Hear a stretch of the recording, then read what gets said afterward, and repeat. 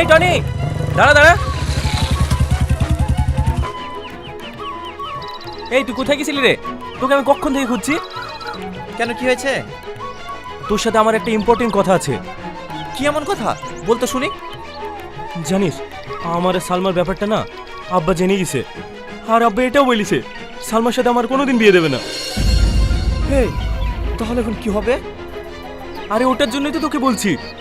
এ ভাই প্লিজ ভাই, আজ রাতের মধ্যে সালমার সঙ্গে দেখা করে দে না ভাই, প্লিজ ভাই প্লিজ। দেখি দেখি, হাত ছাড়। আমি এসবের মধ্যে নাই। একবার তোর সাথে সামনে দেখা করে দিয়েছিলাম বলে তোর আব্বা আমাকে অনেক কিছু বলিছে। আমি এসব আর করতে পারবো না। তুই এরকম বলিসনি ভাই, তুই শুধু আজকের মতো ওকে নিয়ে আয়। আমি ওখানে সব কিছু বলে ওখানে সব সম্পর্ক শেষ করতে চাই। আচ্ছা, তোকে একটা কথা বলবো। এই তোদের মতন ছেলেদের জন্য না আজ মানুষের ভালোবাসার প্রতি বিশ্বাসটা হারিয়ে গেছে। তোর আব্বা ওর সাথে বিয়ে দেবে না বলি তুই তোর ভালোবাসার মানুষকে ভুলে যাবি? দেখ ভাই, তুই যদি আমার জায়গায় থাকতিস তাহলে ঠিক বুঝতে পারতিস। আরে বোঝাবুঝির কে আছে রে? তুই দেখে নিস, আমি যাকে প্রেম করি আমি তাকে বিয়ে করবো। আমি জানি তুই পারবি, কিন্তু আমার এই শেষবারের মতো উপকারটা করে দে না ভাই। ঠিক আছে, কখনই আসতে হবে? আজ রাত 9টার সময় সালমাদের বাড়ি পিছনে।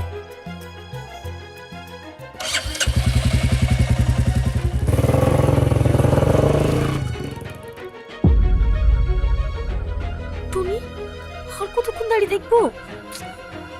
শাকিল কখন আসবে?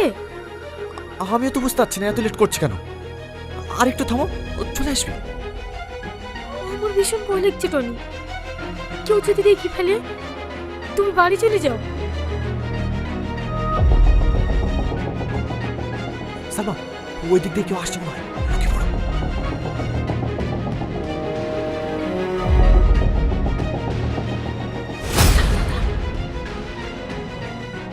ওইখানে মনে হয় ছেলে মেয়ে আছে। মুখলেস তুই এই দিক দিয়ে যা, আমি এই দিক দিয়ে যাবো। ধৈর্য ঠিক আছে।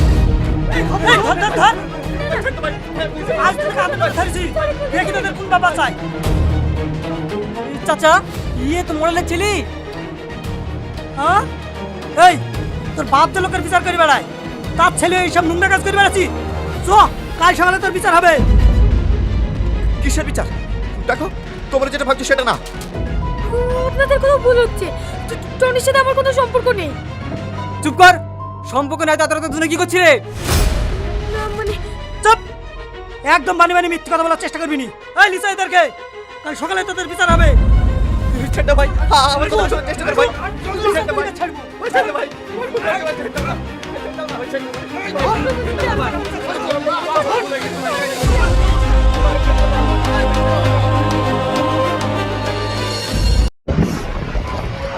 আসসালামু আলাইকুম সবাইকে। কেমন আছো? আশা করি সবাই ভালো আছো। আজকে আমরা এসেছি নায়াগ্রা ফল দেখতে, আমাদের one day tour. So it was an amazing day. আমরা ভোর 5টা বাজে রওনা হয়েছে। তো এটা আমাদের অ্যাওয়ার্ডসের আর কি, ফুলব্রাইট অ্যাওয়ার্ডসের একটা পার্ট, যেটা আমরা আমাদের কোনো পেমেন্ট ভাবে দিতে হয়নি। $60 পে করেছি আমরা। এটা দিয়ে আমরা দেখেছি সুন্দর একটা জায়গা। তোমাদের সাথে প্রত্যেকটা জায়গা আমি ফিল করি। তো একটা ছোট কথা বলে শেষ করি যে লাইফে এমনভাবে বড় হও যেন তোমার সবকিছু এমনভাবে তুমি লেখাপড়া করো, সিস্টেমেটিক্যালি করো, যেন তোমার পকেট থেকে খরচ করে যেন তোমার কিছু করতে না হয়। তুমি এমনভাবে নিজেকে টার্গেট করো। এটা is not only about education, in every sector, whatever you will do, যে এমনভাবে তৈরি হও যে তোমাকে কেউ স্পন্সর করে, তোমাকে কেউ নিয়ে যায়, তোমাকে কেউ নিয়ে আসে। এভাবে করে তুমি লাইফটাকে সাজাও, দেখবে অনেক সুন্দর হবে। আমি অনেকগুলো ভিডিও করেছি সুন্দর সুন্দর জায়গা, আশা করি তোমরা দেখবে। I was missing you all, যে তোমাদের জন্যই আমি এখানে আসা, তোমাদের কারণেই আসা। তোমাদের ভালো টিচার হয়েছে বলে হয়তো পেয়েছি, আল্লাপাক দিয়েছেন এই সম্মানটা। তোমরাও চেষ্টা করবা যে তোমরাও যেন এরকম কিছু একটা করতে পারো এবং লাইফে সাকসেস করতে পারো। তারপর হচ্ছে এখানে এসে আমি মানে মানুষ বলে হচ্ছে এটা হচ্ছে মানে একটা পশ্চিমা দেশ বা এখানে ধর্ম চর্চা হয় না, অথচ দেখো এখানে এই বই এখানে বিনামূল্যে বিতরণ হয়। আমাদের কোরআন অর্থসহ তর্জমা সহ ইংরেজিতে বাংলাতে এটা এই বই এখানে হচ্ছে কি মানুষের মাঝে মানুষ বিলি করে, ধর্ম প্রচার করে মানুষ। এই বইটা আমি নিয়েছি। তারপর আমি আরো একটা বই নিয়েছি,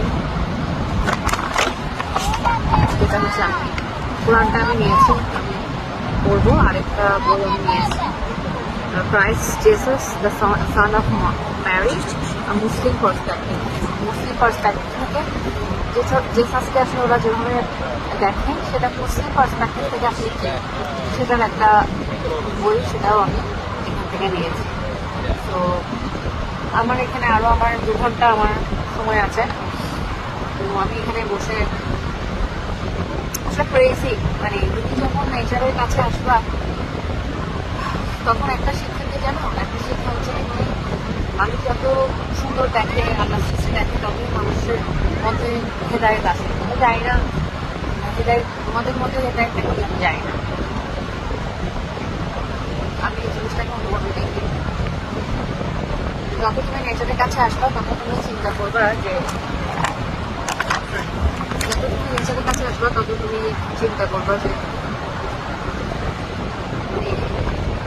কোনো না কোনো কিছু এক্সিস্টেন্স আছে, কোনো না কোনো কিছু এক্সিস্ট করে কোথাও না কোথাও, যে আল্লাপাক আছে, সুন্দর করে কিংবা কেউ কিছু বানিয়েছে, এটাকে অস্বীকার করার কোনো কিছু নেই এবং এটার কাছে আমাদের ফিরে যেতে হবে, এখানে আমাদের যেতে হবে। এরকম একটা ফিলসফি তোমার কাজ করে, যেটা আমার এই মুহূর্তে কাজ করছে। আমি অনুভূতিটা আমার কাছে রেখে দিয়েছি, তোমাদের সাথে শেয়ার করলাম যে আমার এখনো এই মুহূর্তে এই অনুভূতিটা কাজ করছে যে